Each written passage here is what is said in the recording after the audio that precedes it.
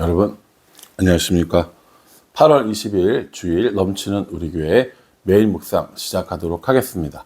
오늘 본문 말씀은 사무엘하 12장 1절부터 31절까지 말씀입니다. 어제 우리는 말씀을 통하여서 밧세바 사건이 일어난 것을 확인했습니다. 그 이후에 어떤 일이 일어났는지 오늘 본문이 우리에게 말씀해 주고 있는데요. 먼저는 하나님께서 나단에게 말씀하십니다. 그리고 나단이 다윗을 찾아가서 이야기를 하죠. 나단은 선지자였기 때문에 하나님께서 주시는 말씀을 다윗에게 전하는 그런 역할을 했던 사람입니다. 나단이 다윗을 찾아가서 뭐라고 이야기했냐면, 한 성읍에 두 사람이 살고 있었는데 한 사람은 부자고 한 사람은 가난한 사람이다 라고 이야기합니다. 여기서 부자는 다윗을 말하는 것이고요, 가난한 사람은 우리아를 말하는 겁니다. 이 부자에게는 소와 양이 심이 많았고, 이 가난한 사람에게는 딸처럼 키우는 새끼 암양 하나만 있었을 뿐입니다. 어느 날 이 부자에게 손님이 찾아왔는데 자기의 소와 양이 아까우니까 이 가난한 사람이 딸처럼 키우는 작은 암양 새끼를 잡아서 손님을 대접하게 됩니다. 이렇게 예화를 들고 나단이 이야기를 하니까 다윗이 대노하면서 이렇게 얘기합니다. 그 사람은 반드시 죽어야 한다. 그리고 그 사람은 4배나 물어줘야 된다 라고 이야기합니다. 율법에 의하면 소는 5배 그리고 양은 4배로 물어줘야 하기 때문에 다윗은 그 사실을 정확히 알고 있었던 겁니다. 다윗이 이렇게 이야기를 하니까 나단이 뭐라고 이야기하냐면 7절에 당신이 그 사람입니다 라고 이야기하면서 다윗을 책망하는 것을 볼 수 있습니다. 다윗이 그냥 이야기로 들었을 때 흥분하고 어떻게 그럴 수가 있냐 라고 이야기했지만 결국 그것이 자기 이야기라는 것을 알게 되는 것이죠. 그래서 나단이 이제 다윗을 책망하는데 뭐라고 책망을 하냐면요. 먼저 9절 말씀 보면 이렇게 이야기합니다. 9절에 그러한데 어찌하여 내가 여호와의 말씀을 업신여기고 나 보기에 악을 행하였느냐라고 이렇게 이야기를 합니다. 하나님께서 너에게 그 수도 없이 많은 은혜를 베풀어 주셨고 수도 없이 많은 것들을 소유하게 해주셨는데 어찌하여 나의 말씀을 어기고 여호와의 말씀을 업신여기고 나 보기에 악을 행하였느냐라고 책망합니다. 또 10절에도 보면 이제 내가 나를 업신여기고 라고 이렇게 이야기하고 있거든요. 그러니까 하나님께서는 다윗의 이러한 행동이 하나님을 업신여긴 행동이라고 생각하셨던 겁니다. 하나님의 말씀을 무시하고 또 하나님의 말씀을 의도적으로 어기고 이런 행동을 했다라고 하면서 이것이 악한 일이다라고 이야기를 하는 것이죠. 나단이 이렇게 책망을 하니까 다윗이 바로 회개하며 자신의 잘못을 인정합니다. 참 다윗이 대단한 것이 다윗 정도의 권세를 가지고 있었으면 나단의 말에 발끈 화를 내고 오히려 나단을 죽이거나 감옥에 가둬둘 만도 한데 다윗은 이 나단의 말에 정신을 차립니다. 그리고 이 나단이 다윗을 향해서 뭐라고 이야기하냐면 13절에 이렇게 얘기합니다.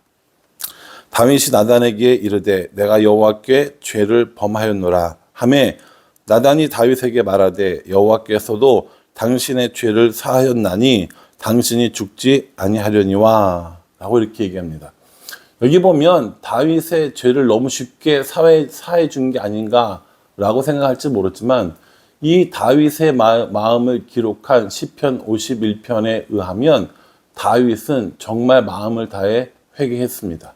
자신이 저지른 이 잘못에 대해서 하나님께 깊이 뉘우치며 자신의 죄를 자백하며 구원이 끊어지지 않기를, 하나님의 성령이 떠나지 않기를 간절히 기도한 모습을 볼 수 있습니다. 그러니 여러분 시편 51편을 함께 읽어보시면 좋을 것 같고요.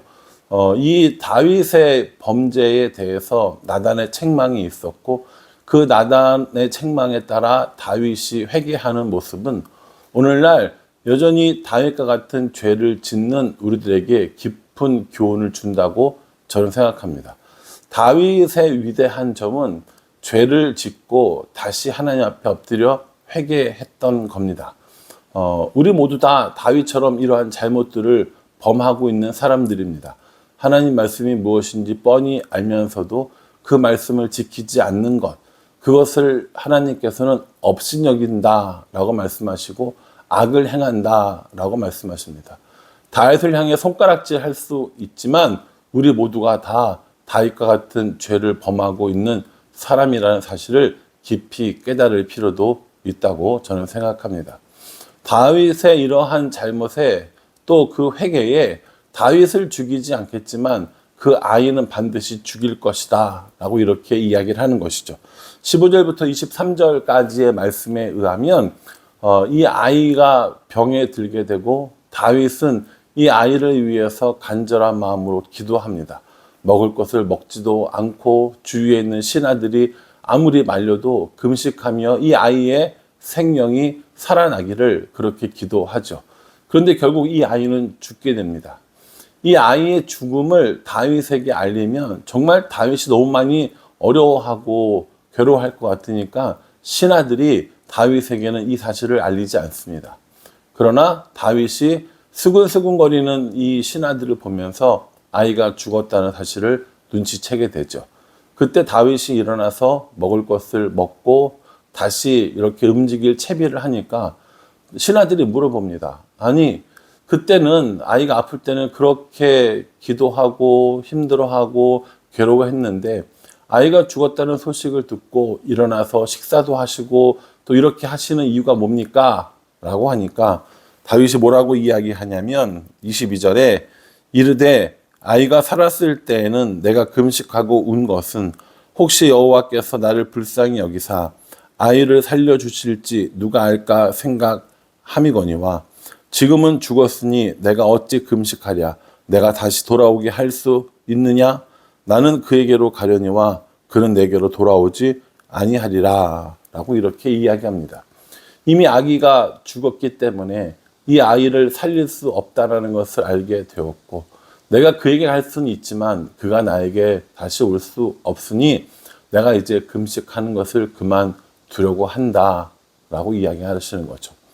다윗도 이러한 큰 슬픔을 맛봤지만 밧세바도 역시 자신이 낳은 아이가 죽을 슬픔을 맞이했을 거 아닙니까? 그래서 다윗은 이 밧세바를 위로하고 그 이후에 다시 아이를 갖게 됩니다. 그 아이가 우리가 지혜의 왕이라고 하는 솔로몬인 거죠. 솔로몬이란 이름의 뜻은 평화롭다라는 의미를 가지고 있고요. 나중에 나단이 다시 지어준 여디디아라는 이름의 뜻은 하나님께 사랑을 입음이라는 뜻을 가지고 있습니다. 솔로몬은 이제 나중에 우리가 열왕기에서 살펴볼 중심 인물이기도 합니다. 솔로몬이 이러한 일들을 겪고 태어났다라는 것을 우리에게 알려주고 있는 것이죠. 사실은 솔로몬이 무슨 잘못이 있겠습니까? 잘못을 저지른 건 다윗이었고 밧세바였습니다. 다윗과 밧세바의 이런 범죄에 대해서 하나님께서는 이 다윗 집안에 칼이 끊이지 아니할 것을 선포해 주셨습니다. 이 얘기는 이제 이후로 여러 가지 어려움들이 나타날 것이다 라고 하는 것이죠. 그러니까 다윗의 이러한 죄로 다윗이 하나님 앞에 회개했고 그리고 그 아이가 죽었다고 해서 끝이는 것이 아니라 다윗 집안 내내 이스라엘 나라 내내 영향을 끼쳤음을 볼 수 있습니다. 사랑하는 성도 여러분, 오늘 우리가 이 말씀을 묵상하면서 나단의 자리에 있는 것도 아니고 다윗 주위 사람들의 자리에 있는 것도 아니고 오히려 우리는 다윗의 자리에 서서 우리들의 잘못, 우리들의 죄악들에 대해서 어떻게 해야 하는지를 깊이 묵상해 볼 필요가 있습니다. 요한일서 1장 9절에 의하면 내가 만일 너의 죄를 자백하면 저는 미쁘시고 의로우사 우리 죄를 사하시고 모든 불의에서 우리를 깨끗하게 하실 것이요 라고 말씀하고 있습니다. 이 말씀에 의하면 우리가 우리의 죄를 자백하면 모두 다 용서해 주실 것이다 라고 이렇게 말씀해 주십니다. 우리가 오학신에서도 공부를 한 바가 있지만 정말 중요한 것은 우리가 우리의 죄를 자백하는 것인데, 때로는 우리가 이 자백을 너무 가볍게 생각하는 경우가 있습니다. 두리뭉실하게 하나님 용서해 주세요가 아니라 하나님께서는 낱낱하게 자백하기를 우리에게 원하신다는 겁니다. 여러분, 우리가 어떠한 죄를 져서 경찰서에 가게 돼서 조서를 쓰게 된다면 대충 잘못했습니다 라고 끝나는 게 아닙니다. 저는 의도치 않게 선거법 위반으로 해서 경찰서에 가서 조서를 써본 적이 있거든요. 예전에 노인대학을 할 때 선거법 위반으로 누가 고발을 했고, 제가 그 자리에 가서 경찰서에 가서 조서를 쓴 적이 있는데, 그냥 잘못했습니다 혹은 제가 일부러 그런 거 아니에요 라고 하는 것이 아니라 정말 낱낱하게 언제 어디서 누구에게 무엇을 이런 내용들을 정말 상세하게 쓰고 또 빠진 부분 다시 조사하고 이런 일이 있었습니다. 물론 그 선거법 위반 혐의는 무혐의를 받았고 또 오해에서 비롯된 부분이 있었습니다. 그것 때문에 크게 문제가 되진 않았는데, 그때 조서를 쓰면서 자백을 한다는 게 이런 거구나 라는 생각을 해보게 되었고, 그렇다면 나는 정말 하나님께 올바로 자백하고 있는가 라는 생각을 해본 적도 있었습니다. 우리가 우리의 죄를 자백한다는 건 굉장히 어려운 일입니다. 우리가 스스로 죄를 인지하고 그 죄가 슬프고 다시는 그 죄를 짓지 않겠노라고 결단하는 과정이 바로 자백이라고 생각합니다. 다윗은 하나님께 자백을 했고 다시 하나님께 은혜를 입기도 했습니다. 물론 그 죄에 대한 어떠한 일정 부분의 책임이 분명히 다윗에게 있는 것은 사실입니다. 그러나 다시 하나님께서 다윗을 회복시켜 주심도 우리를 기억해야 할 것입니다.